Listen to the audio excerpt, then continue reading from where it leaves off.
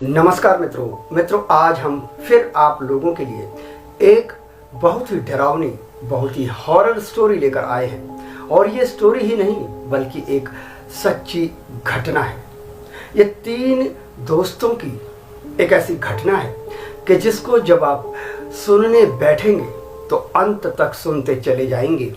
और इस सच्ची घटना का जब आपको अंत पता चलेगा, यानी जब क्लाइमैक्स आएगा, तो आप के रोंगटे खड़े हो जाएंगे। आप ये सोचने पर मजबूर हो जाएंगे कि क्या ऐसा भी कभी हो सकता है।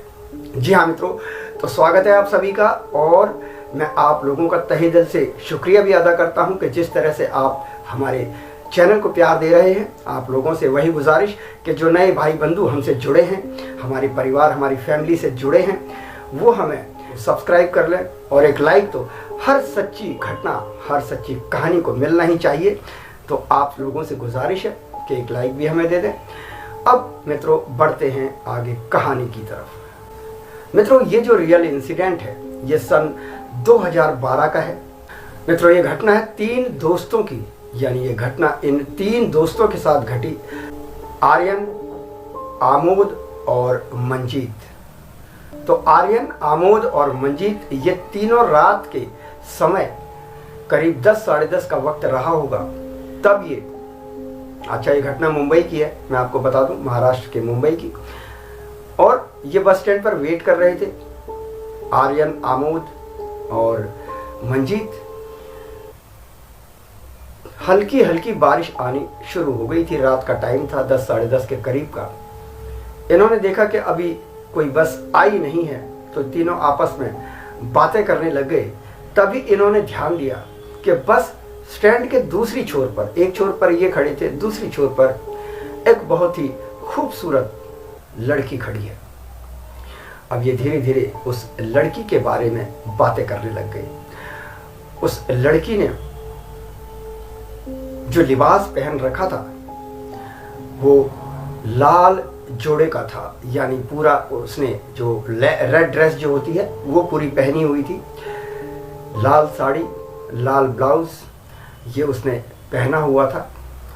और ये उसको लड़की इसीलिए समझ रहे थे क्योंकि उसकी मांग होती है, जैसे मैरिड वुमेन के सिंदूर लगा होता है, तो सोच रहे थे कोई लड़की है जो पूरी रेड ड्रेस में खड़ी है। ये उसके बारे में बातें कर रहे थे बहुत ही धीरे धीरे, ताकि उसको ना सुनाई दे। थोड़ी देर में ये देखते हैं कि वो लड़की, हल्की हल्की बारिश हो रही थी और वो लड़की उस कोने से, दूसरे छोर जो बस स्टैंड का होता है, वहां से चलते चलते इनके तीनों के पास आ जाती है और कहती है, हाय मेरा नाम निशा है, काफी देर से वेट कर रही हूं, बस आ नहीं रही है। तो मंजीत कहता है कि मैं मंजीत, ये मेरे 2 दोस्त हैं, एक आर्यन और ये आमोद।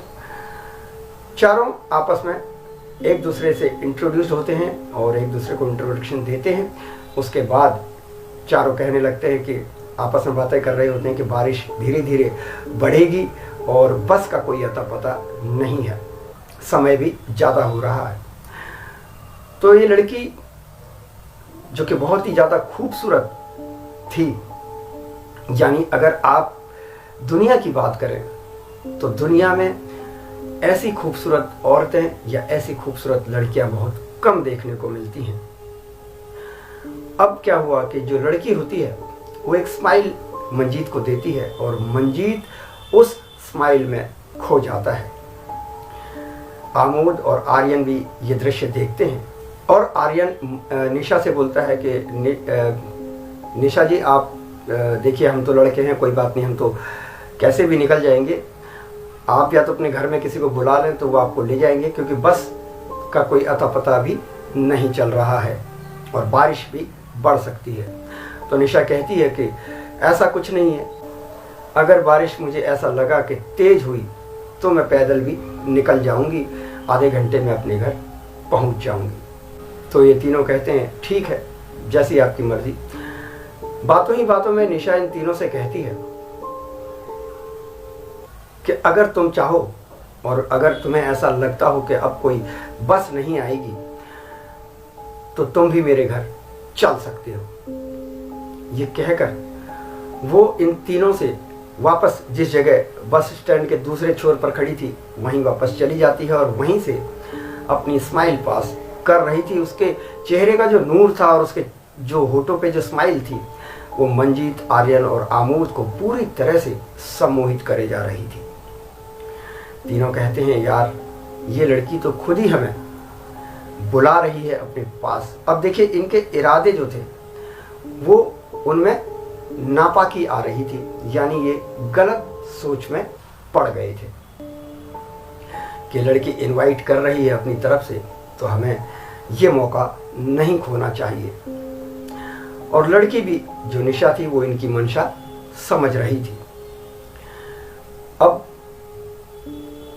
ये तीनों सोचते हैं कि यार बस तो थोड़ी बहुत देर में आ ही जाएगी, क्यों ना इसके पास हम खुद ही जाके अप्रोच करें कि ठीक है अगर तुम कहती हो तो हम तुम्हारे साथ ही चलते हैं। अभी तीनों बातें कर रहे होते हैं तो जो आर्यन होता है वो कहता है कि देखो हम उस लड़की को जानते नहीं हैं, उसके साथ जाना हमारे लिए मतलब हो भी सकता है सेफ और नहीं भी हो सकता है, लेकिन हम रात का वक्त है तो क्यों किसी की बात सुनो।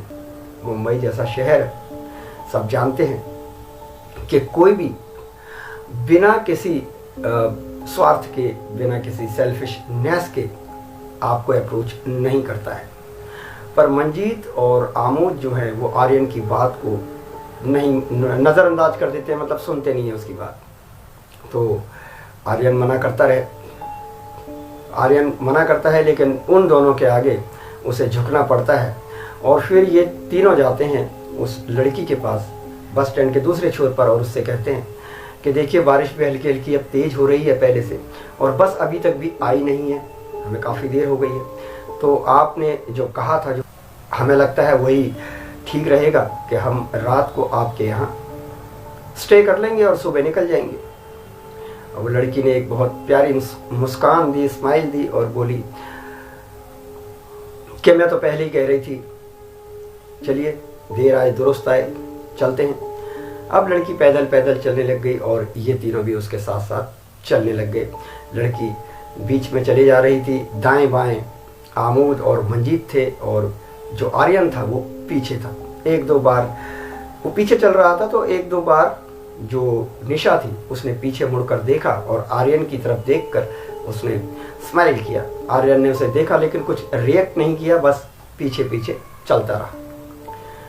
इन्होंने देखा कि करीब 20-25 मिनट चलने के बाद एक घर है जो कि बाकी रिहायशी घरों से थोड़ा सा अलग है, थोड़ा सेपरेट है।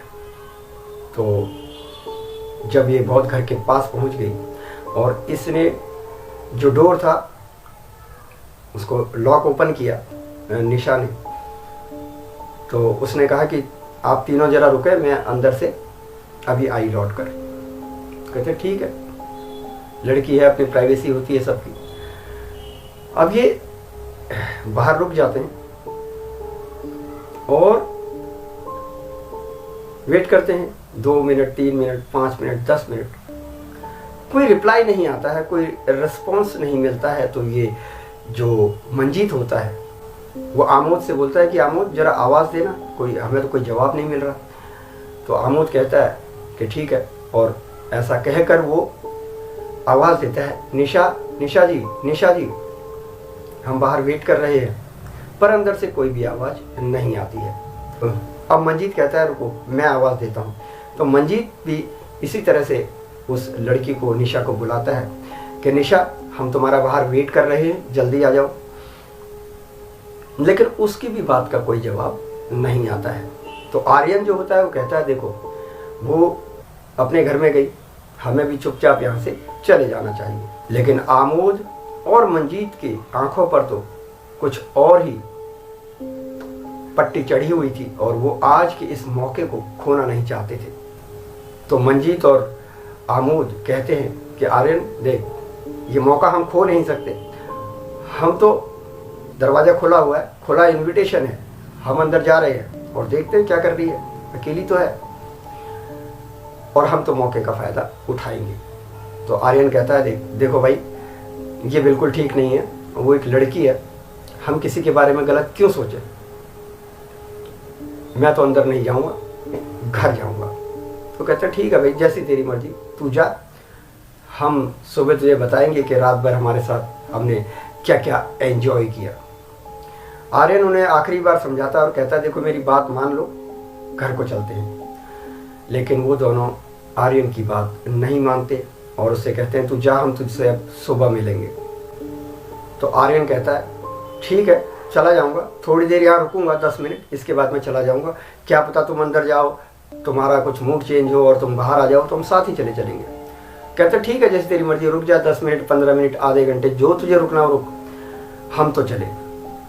तो ये दोनों अंदर जाते हैं। जैसे ही ये अंदर जाते हैं दरवाजा बंद हो जाता है। आर्यन सोचता है कि शायद इन्होंने अंदर जाने के बाद दरवाजा अंदर से बंद कर दिया है। तो आर्यन खड़ा रहता है बाहर। थोड़ी ही देर में चीखों की आवाज आने लग जाती है, करीब 5-7 मिनट के बाद। और ये चीखें आर्यन अच्छे से पहचानता था कि ये चीखें मंजीत और आमोद की थी। वो सिर्फ इतना ही चीख चिल्लाने के साथ इतना ही बोल पा रहे थे कि आर्यन हमें बचा ले, आर्यन हमें बचा ले, ये औरत नहीं चुड़ैल है। और ये आखिरी शब्द जब आर्यन के कानों में पड़े तो आर्यन वहां से तेज गति से दौड़ गया। तेज गति से दौड़ता हुआ ये वहीं बस स्टैंड पर पहुंचा। जिस बस स्टैंड से यहाँ तक आने में इसे 20-25 मिनट लगे थे, ये 10 मिनट में ही दौड़ता हुआ वहां पहुंच गया। और उसके बाद ये वहां पर खड़ा, और भी ज़्यादा समय हो गया था अब, तो वहां पर खड़ा ये बस का इंतजार करने लगा। लेकिन अभी तक या तो कोई बस बीच में उस दौरान निकल गई होगी जब ये उस डायन या उस चुड़ैल के घर की तरफ गए। अब ये फिर से बस का वेट कर रहा था कि ये देखता है कि सामने एक लड़की खड़ी है, जो वही लड़की है जो थोड़ी देर पहले जिसके साथ ये तीनों दोस्त घर तक उसके गए थे। अब ये डर से सहम जाता है, बुरी तरह से भयभीत हो जाता है और वो लड़की धीरे धीरे इसके पास आती है। बारिश अब भी रिमझिम रिमझिम हो रही थी। वो लड़की इसके पास आती है और कहती है तुम उन जैसे नहीं थे इसलिए तुम बच गए, और मैं उन जैसों की तलाश में रहती हूँ ताकि उन्हें खत्म कर सकूं, क्योंकि ये दरिंदे, ये भेड़िए इसी सजा के हकदार हैं। तभी बस की लाइट दूर से दिखाई देती है तो वो लड़की इससे कहती है आर्यन से जाओ तुम्हारी बस आ गई। बस रुकती है और ये उस बस में चढ़ जाता है। पीछे की ओर देखता है तो वहां पर कोई भी नहीं होता। आर्यन को समझ आ चुका था कि आज उसकी भलाई ने, आज उसकी अच्छी सोच ने उसे बचा लिया, वरना वो भी अपने दोनों दोस्तों की तरह मारा जाता। और इसी सोच में, इसी उधेड़ बुन में डरता कांपता सहमता हुआ वो अपने घर पहुंचा। घर जाकर उसने सब बात अपने घर वालों को बताई, अपने माता पिता को बताई, और फिर इन्होंने रिपोर्ट दर्ज कराई। तो उस जगह लोकेशन पर वो घर देखा गया तो पता चला कि ये घर तो कई सालों से बंद है, इस घर में तो कोई रहता ही नहीं है। ना तो उस घर में उन दोनों की, यानी जो इसके दोनों दोस्त थे आमोद और मंजीत, उनकी कोई बॉडी मिली, और ना वहाँ पर ऐसा कुछ निशान मिला कि जैसे वहाँ पर कोई रात को कुछ इंसिडेंट हुआ हो। लेकिन उस दिन के बाद वो उसके दोनों दोस्त भी नहीं मिले और आर्यन इस बात को अच्छी तरह से समझ चुका था कि वो चुड़ैल उन्हें अपने साथ ले गई है या चुड़ैल ने उन्हें मार दिया है। तो दोस्तों, आशा करता हूँ ये सच्ची घटना जो कि मुंबई की है सन 2012 की, आपको पसंद आई होगी। ये सच्ची घटना, ये रियल इंसिडेंट आपको पसंद आया हो तो हमें तो सब्सक्राइब कर लें। फिर अच्छी सी प्यारी सी हॉरर स्टोरी को, सच्ची घटना को, रियल इंसिडेंट को एक लाइक दे दें। मैं फिर हाजिर होता हूँ आप लोगों के सामने एक ऐसे ही सच्चे इंसिडेंट के साथ। नमस्कार।